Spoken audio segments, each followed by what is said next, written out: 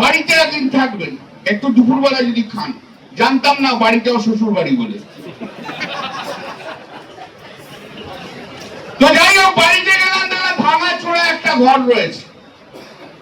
আর 2026-এ দেখবেন যে বিরাট বড় প্রাসাদ হয়ে গেছে। ঘরের ভেতর গুলো, যে বেডরুম থেকে আরম্ভ করে ওয়াশিং রুম পর্যন্ত 5 স্টার হোটেলকেও কিন্তু হার মানিয়ে যায়।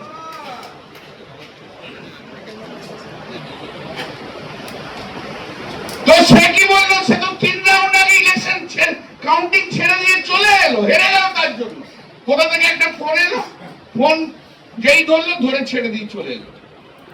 এই তো আমাকে মনোজ সেনকে বললো, কিরে মনোজ ঠিক বলেছি না? বলো দাদা আমরা দাঁড়িয়ে আছি, বেরিয়ে চলে আসছে, আমরা বলছি চলো ভেতরে চলো, বলে আমার কলার ধরে টানতে টানতে নিয়ে যাচ্ছে। বাবু বিজেপি নয়, সিয়াসি চক্রবর্তী কলার ধরে ধরে টানছে। বল না, দিতে হবে না, দিতে হবে না, দিতে হবে না, হাতে দাও, হাতে দাও।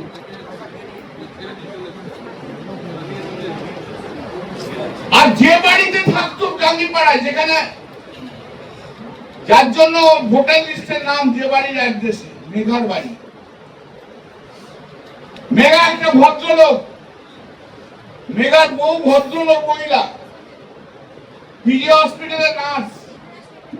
আজ ও তো চলে গেছে, এখন মেঘাকে পুলিশ অ্যারেস্ট করছে। কি না, ওই বাড়ির অ্যাড্রেসটা ও ভোটার হওয়ার জন্য ইউজ করেছে। তাই জাঙ্গিপাড়ার থেকে আর মুখ দেখায়নি সেদিনকে। আর ওর সঙ্গে যে সাকরেদরা থাকতো, তারা এত মাল কামিয়েছে, এত মাল কামিয়েছে, এত মাল কামিয়েছে, বলছে আমরা আর তৃণমূল করি না।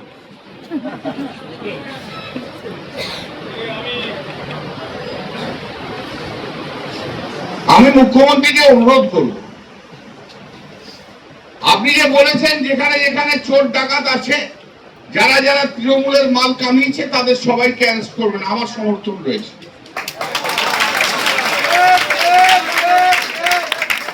কিন্তু ঋতুব্রত ব্যানার্জির সঙ্গে যারা গেছে,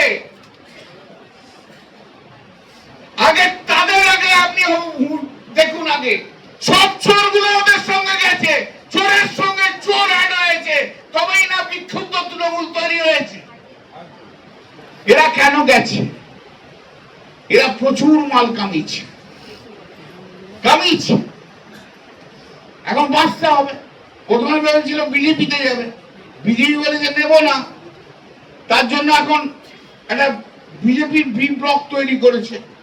মুখ্যমন্ত্রীর আশীর্বাদে সেই বি ব্লক, এখানে হচ্ছে ঋতুব্রত ব্যানার্জির বি ব্লক, আর দিল্লিতে হচ্ছে এনডিএ ব্লক, আরেকটা ব্লক তৈরি করেছে। এই জায়গায় সব বাঁচার জন্য গেছে।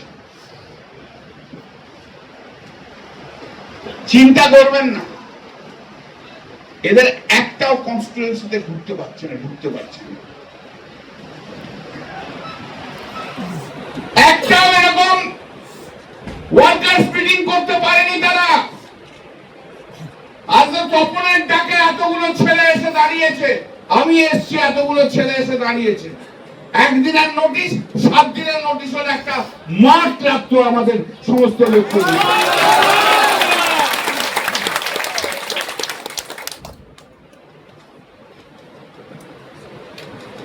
আমি তো মুখ্যমন্ত্রীকে অনুরোধ করব, আপনি শুধু আমাদের টার্গেট করছেন কেন?